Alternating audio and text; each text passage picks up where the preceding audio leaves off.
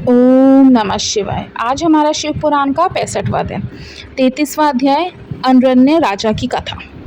ब्रह्मा जी बोले, हे नारद, कुल की रक्षा करने के लिए किसी एक का त्याग कर देना ही नीति शास्त्र कहलाता है। जिस प्रकार राजा अनरण्य ने अपने राजपाट संपत्ति और अपने परिवार की रक्षा के लिए अपनी पुत्री का विवाह एक ब्राह्मण से कर दिया था, इसी प्रकार लोक कल्याण के लिए आपको भी स्वीकृति दे ही देनी चाहिए। राजा अनरण्य के बारे में सुनकर शैलराज हिमालय ने पूछा, हे महर्षि, मैं राजा अनरण्य की कथा सुनना चाहता हूँ।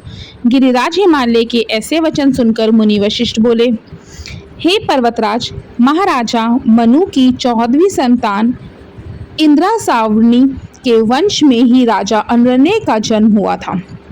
वे भगवान शिव के परम भक्त थे। सातों द्वीपों पर उनका राज था। राजा अनरण्य ने भृगु मुनि को अपना आचार्य बनाकर 100 यज्ञ पूर्ण कराए थे। राजा अनरण्य की 5 रानियां, 100 पुत्र व एक साक्षात लक्ष्मी स्वरूपा परम सुंदरी कन्या थी, जिसका नाम पद्मा था। पद्मा इकलौती पुत्री होने के कारण बहुत लाडली थी। राजा अनरण्य और उनकी 5 रानियां पद्मा को बहुत प्यार करते थे। राजा बहुत ही सरल, न्यायप्रिय व उदार थे। देवताओं द्वारा स्वर्ग का सिंहासन दिए जाने पर उन्होंने उसे ग्रहण करने से इनकार कर दिया था। जब राजा अनरण्य की प्रिय पुत्री पद्मा विवाह के योग्य हुई तो राजा अनरण्य को उसके विवाह की चिंता सताने लगी। पद्मा के लिए योग्य वर की खोज शुरू हो गई। चारों दिशाओं में सुयोग्य वर की तलाश की जा रही थी। अनेकों राजाओं को पत्र लिखे गए। एक दिन संयोगवश देवी पद्मा वन में विहार के लिए अपनी सखियों के साथ गई हुई थी। वहां तपस्या करके लौट रहे ऋषि पिप्पलाद की दृष्टि पद्मा नाम की उस सुंदरी पर पड़ गई। वे उसकी सुंदरता पर मोहित हो गए। वे उस सुंदरी को मन में बसाए हुए ही अपनी कुटिया पर पहुंच गए। सुंदरी का सौंदर्य पिप्पलाद के मन मस्तिष्क में धंस गया था।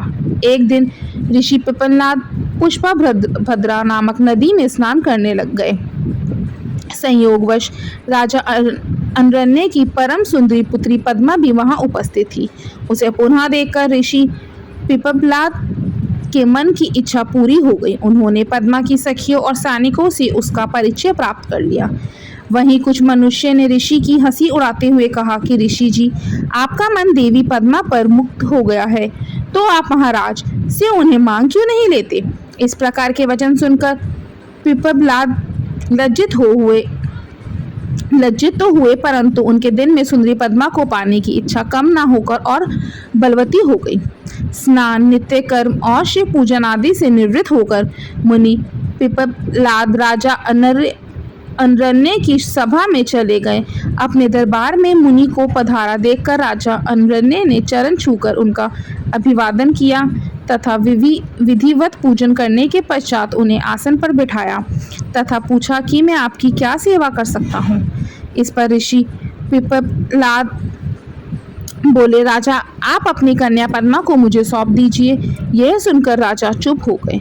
इस पर पिप्पलाद मुनि कहने लगे कि राजा, यदि शीघ्र ही तुमने अपनी कन्या मुझे नहीं दी तो मैं क्षण भर में ही तुम्हें और तुम्हारे कुल को भस्म कर दूंगा। यह बात सुनकर राजा, उनकी रानियां, नौकर चाकर, दासियां सभी रोने लगे। राजा अनरण्य यह सोच अत्यंत व्याकुल हो उठे कि कैसे वे अपनी फूलों से भी कोमल पुत्री का हाथ एक बूढ़े ऋषि को दे। राजा इसी चिंता में डूबे हुए थे कि वे क्या करें कि तभी वहां उनके पुरोहित और राजगुरु आ पहुंचे। राजा ने सारा वृतांत उन्हें सुनाया। इस पर राजगुरु बोले कि राजन, आपको अपनी कन्या का विवाह किसी से तो करना ही है, तो क्यों ना उसका विवाह ऋषि पिप्पलाद से ही कर दिया जाए। इससे आपके कुल की भी रक्षा हो जाएगी। यह ब्राह्मण इस कुल का विनाश कर दे, इससे तो अच्छा है कि पद्मा का विवाह इन्हीं से हो जाए। इस प्रकार अपने राजपुरोहित और राजगुरु के वचन सुनकर राजा अनरण्य ने अपने कुल की रक्षा करने के लिए अपनी कन्या को वस्त्र आभूषणों से अलंकृत करा उसे ऋषि पिप्पलाद को अर्पित कर दिया।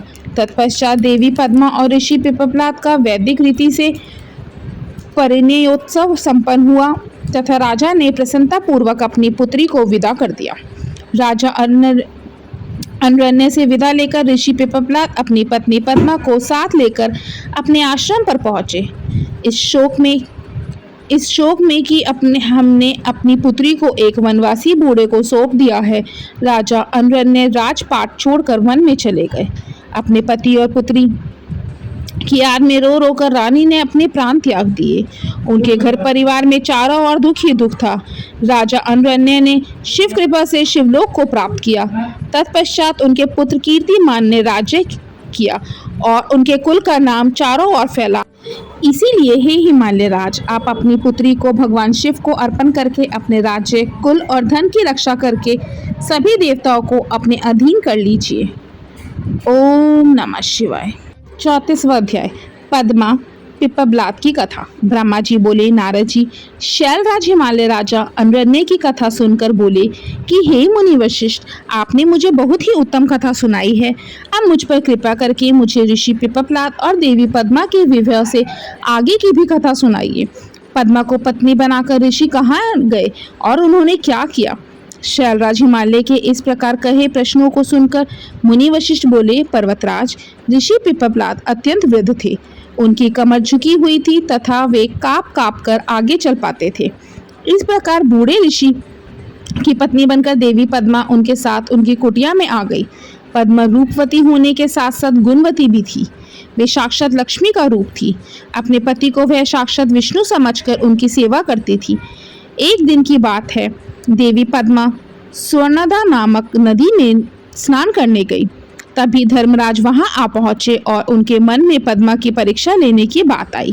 धर्मराज ने राजसी वस्त्रों एवं आभूषणों को धारण किया और रथ में बैठ गए। रथ में बैठे वे साक्षात कामदेव प्रतीत हो रहे थे। देवी पद्मा को मार्ग में ही रोककर उन्होंने कहा, देवी, आप तो परम सुंदरी हैं। आपकी सुंदरता को देखकर तो चांद भी शर्मा जाए। आप तो राजरानी बनने योग्य हैं। आप इस भयानक जंगल में उस बूढ़े पिप्पलाद के साथ क्या कर रही हैं? वह बूढ़ा तो मृत्यु के बहुत पास है। देवी, आप उसको त्याग कर मेरे साथ चलें। मैं आपको अपने हृदय में स्थान दूंगा। आप मेरी रानी बनकर राज करेंगी। आपकी सेवा करने के लिए हजारों दासियां होंगी जो आपकी हर आज्ञा को शिरोधार्य करेंगी। मैं स्वयं आपका दास बनकर रहूंगा। यह कहकर धर्मराज रथ से नीचे उतरकर देवी पद्मा का हाथ पकड़ने हेतु आगे बढ़े। यह देखकर पद्मा क्रोधित हो गई और पीछे हटकर जोर से बोली, अरे मूर्ख, अज्ञानी, अधर्मी, पापी, दूर हट जा। यदि तूने मुझे स्पर्श भी किया तो तू नष्ट हो जाएगा। तू काम में अंधा होकर मेरे पतिव्रत धर्म को भ्रष्ट करना चाहता है। तू क्या सोचता है कि तेरा यह राजसी रूप और धन देखकर मैं अपने परम पूज्य महातेजस्वी ऋषि पिप्पलाद को त्याग दूंगी? नहीं, कदापि नहीं। याद रख, यदि तू मुझे बुरी नजर से देखेगा तो भस्म हो जाएगा। देवी पद्मा के शाप को सुनकर धर्मराज भयभीत हो गए। उन्होंने तुरंत राजा का वेश त्याग दिया और अपने असली रूप में आकर बोले, माता, मैं धर्म हूँ। मैं ज्ञानियों का गुरु हूँ और हर स्त्री को सदैव अपनी माता मानता हूँ। मैंने यह सब आपकी परीक्षा लेने के लिए ही किया है। मेरा जन्म ही इसलिए हुआ है कि मैं धर्मात्मा मनुष्य की धर्म संबंधी परीक्षा लेकर उन्हें धर्म में दृढ़ करूं। परंतु देवी, आपने मुझे शाप दे दिया है। अब मेरा क्या होगा? यह कहकर धर्मराज चुपचाप खड़े हो गए।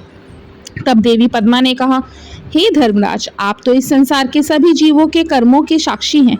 फिर मेरी परीक्षा लेने के लिए आपको यह सब ढोंग करने की क्या आवश्यकता थी? अब तो शब्द मेरे मुंह से निकल चुके हैं। जिस प्रकार कमान से निकला तीर कमान में वापस नहीं जा सकता, उसी प्रकार मेरा शाप मिथ्या नहीं हो सकता। धर्म आपके 4 पाद हैं।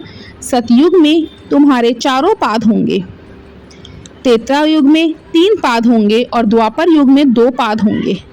कलयुग में एक भी पाद नहीं होगा, परंतु जब पुनः सतयुग शुरू होगा तो तुम्हारे चारों पाद पूर्व की भांति वापस आ जाएंगे। पद्मा के वचनों को सुनकर धर्मराज प्रसन्न हो गए और कहने लगे, देवी, आप धन्य हैं। आप अति पतिव्रता हैं। आपका अपने पति से अटूट प्रेम है। आप सदा ही उनके चरणों से प्रेम करोगी। मैं आपके पतिव्रत धर्म से प्रसन्न होकर आपको वरदान देता हूँ कि आपके पति जवान हो जाएं तथा उनकी जवानी स्थिर रहे। वे मार्कंडेय के समान दीर्घायु हो, कुबेर के समान धनवान तथा इंद्र के समान सुंदर एवं वैभव संपन्न हो। देवी, आपको शीघ्र ही 10 पुत्रों की प्राप्ति होगी जो कि गुणवान, वे दीर्घायु होंगे। यह कहकर धर्म अंतर्ध्यान हो गए और देवी पद्मा अपने घर वापस आ गई।